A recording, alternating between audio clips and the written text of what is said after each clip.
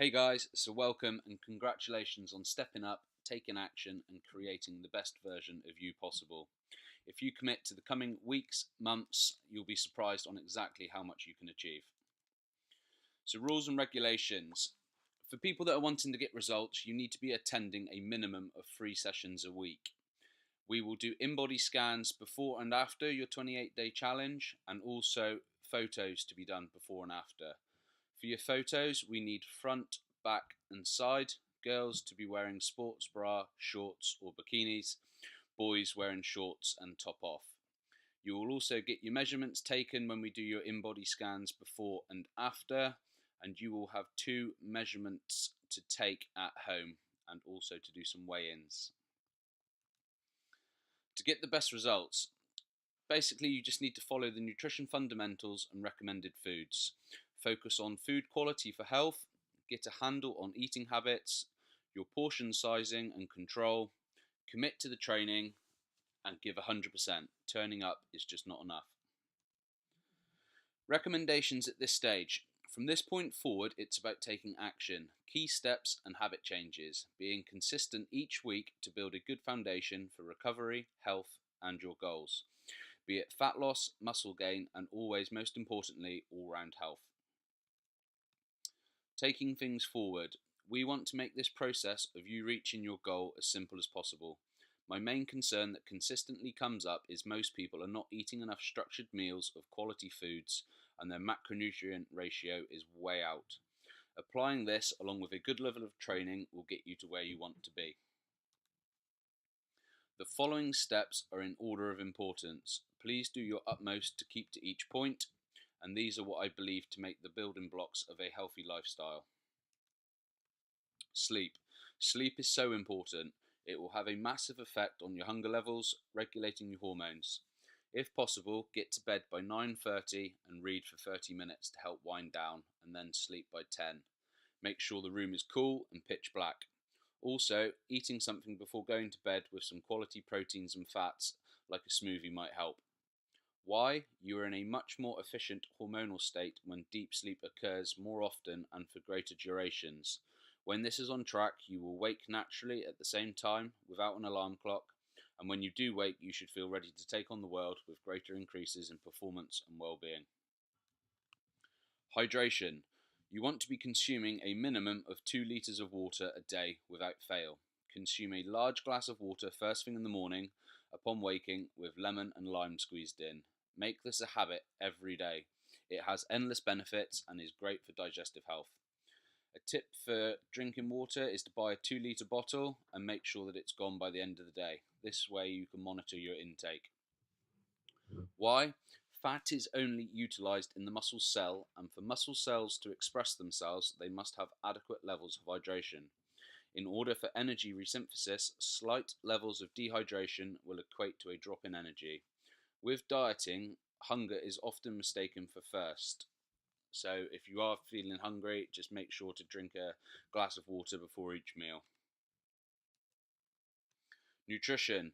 For the first 28 days of this challenge, I want you to focus on having 100% single ingredient whole foods with good variation.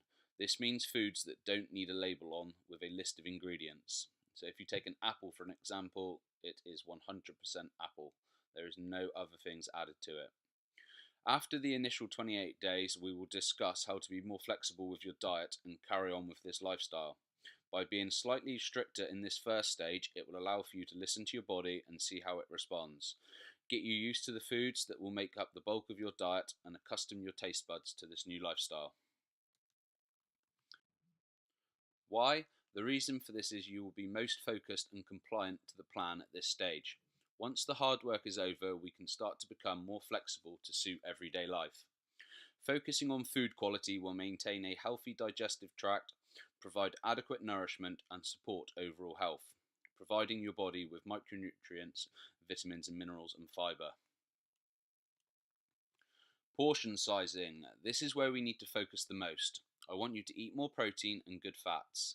A meal counts as everything you put in your mouth and eat. So in every meal, think, is there enough protein? You want a minimum of 20 grams. Why? This is going to maintain your muscle mass. It is the most thermogenic of the macronutrients and improves fat loss and lean body mass. Protein is the key player when making you feel full and controls hunger. Keep lots of variation in the diet when it comes to protein for a full amino acid spectrum. Benefits from turning over an essential amino acid, leucine, at about 3 grams or more frequently will upregulate protein muscle synthesis for cell recovery and muscle growth. Can I see lots of veggies? Try and aim for a minimum of 3 different colours of vegetables at each meal. This adds flavour, textures, and keeps things interesting. Why? Veggies are the carbs which contain many micronutrients and fibre, which are crucial for laying the foundations for health, feeling full, digestion, and performance. Is there plenty of good fats? You can certainly overeat in fats, but there is no need to opt for the low-fat versions if you stick to the 100% rule. Why? Good fats, saturated, polyunsaturated, and monounsaturated, are going to be a great energy source. Fats also support hormone function, reduce inflammation in the body, and are essential for muscle growth and recovery. When should I eat carbohydrates? Depending on your goal will influence how we restrict carbs. During the first 28 days, try to limit and stick to the following quality whole food carbohydrate sources: potatoes, root veg, rice, oats, quinoa, fruits. Then, when you are used to making and eating whole food choices, we will look more at restricting or increasing carbohydrates around your training to hit your goals. Protocol. Main thing I want you to concentrate on is consistently upping your protein intake to begin with. For ladies, that's typically going to be upwards of 120 grams of protein per day. For men, upwards of 160 grams of protein per day. This will be satiating and cause more of a thermogenic effect, ramping up your metabolism. So if we were to base you on eating 4 meals a day, breakfast, lunch, mid-afternoon and an evening meal, ladies, that would require a 30 grams serving of protein per meal. For guys, that's going to be a 40 gram serving of protein with each meal. You will then look to balance out your fats and carbohydrate split for your body type as we progress. Nutrition timing. Have a look at the example meal plan in your booklet or your template for food variation and an idea of when you might consume certain foods. The example plan is there for ideas of meals, not something that you have to stick to. Have a play and see what works for you. If this is going to be a new lifestyle that you're going to stick to, you need to enjoy it. In the example meal plan, you will notice it's based on 4 to 6 main meals. This can change. We can move meals around, have less meals, or bigger meals. Staying on track. Let's face it, you're going to get out what you put in. Life is going to get in the way every now and then. This is an education process and you need to enjoy yourself. If you follow the guidelines, listen to your body, report back and ask questions, you will be successful. There are lots of strategies that we can use to help with sugar craving. The biggest is home cooking using 100% whole foods. Add some protein powder and you can make some awesome tasty treats. Check out the website proteinpal.com for some ideas. Try and get cooking with your partner, friends and family. Staying on track. Why? This will help them understand what you are doing and enjoy the food that you cook together. After the first 4 weeks, we can afford to be slightly more flexible, and 1 to 2 meals, you can enjoy yourself a little bit more. I.e., if you go out for dinner, stick to good eating principles, but don't feel bad if you have a dessert or those chips. Then make sure you get straight back to your plan afterwards as normal. This flexibility is part of the plan, but we will discuss this in 4 weeks' time. Supplements. I only want you to spend your money on the basics which are going to have the greatest impact. Bring in supplements in only when needed. However, there are some I think, and the science is there to back up suggesting that they are crucial and you would benefit from using them. If you feel unsure about taking any, please let me know. Supplements tend to have a bad reputation, but these are actually very beneficial to health. The following are what most people get the most bang for their buck with, and research shows that the majority of people are actually deficient in, which is why I suggest you implement them into your daily routine. Fish oil, omega-3, is used to balance out the diet compared to omega-6. Your diet will already be rich enough in omega-6 as it is, so this will help balance out and reduce inflammation caused by the diet. Fish oil is rich in DHA and EPA, two powerful fats responsible for things like increased metabolic rate, improved fat burning, and reducing our risk of a host of diseases, aiming for anywhere between 2 to 3 grams of total fish oil to start with. Vitamin D. It is common to be deficient in vitamin D with our modern lifestyles, being inside a lot on our dark winters. Aim for 2000 IU in the summer and 3 to 5000 IU in winter months. This will help increase in mood and absorption of minerals. Zinc and magnesium. Zinc contributes to normal DNA synthesis, the acid-base balance, macronutrient metabolism, cognitive function, and your immune system. Also referenced to support deep and restful sleep. Magnesium is an essential element in over 350 biochemical reactions within our body. Magnesium is often referred to as the relaxation mineral due to its effect it has on the central nervous system and promotes good sleep. Magnesium is also required for protein synthesis and aids in normal and psychological function. Protein. I would suggest using a protein powder to make sure your protein intake is where it should be.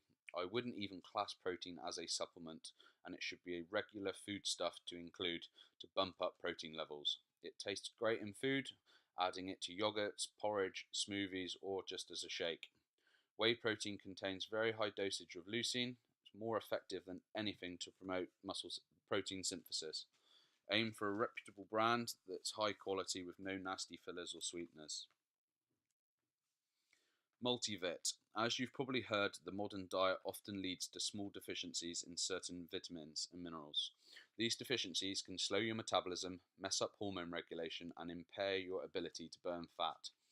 Among other things, and a good multivitamin can help fix that. Again, the product needs to include quality forms, otherwise absorption uptake will be wasted. Working relationship. I am here as and when you need me. No question is a stupid question. Use me how you wish in terms of catching up. Facebook, messages, email, or phone. All have a place in what is going to work best for you. For the first 28 days of tracking, I want you all to be as interactive as possible. Each week to weigh in and take measurements. And don't forget to take those before pictures, front, back, and side. How to get the best results if body fat control is desired. Some tips are going to be to remove alcohol and other fizzy drinks or energy drinks. A big focus on whole foods, drinking at least 3 litres of water per day. Take out refined carbs such as bread, cake and processed food. Make sure to train hard and consistent. Again, please ask questions and interact in the group pages and talk with your fellow members. So there's a few little pages now where we're just going to go over some more nutrition rules with some infographics as well to help you. So if you're not tracking your foods, you want to be aiming to eat 3 to 5 meals a day, spread evenly throughout the time that you are awake. Split your daily calories evenly between these meals. Avoid exceeding your calorie intake. Make sure you are eating a fist-sized serving of protein with each meal. If you snack between meals, eat less carbohydrates or fat-dense foods at your next meal. Eat a full meal around 90 minutes before working out, and try to eat a full meal high in carbohydrates and protein, lower in fat, around an hour after finishing your workout.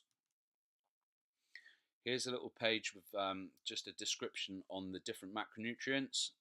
So protein, fats, carbohydrates are the main ones.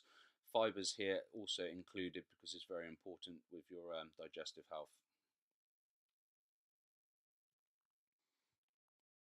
Here's a good visual just so you can see how to balance your meals and using your hand as kind of like a guide. So for protein, you want to be including, like I say, a palm-sized serving.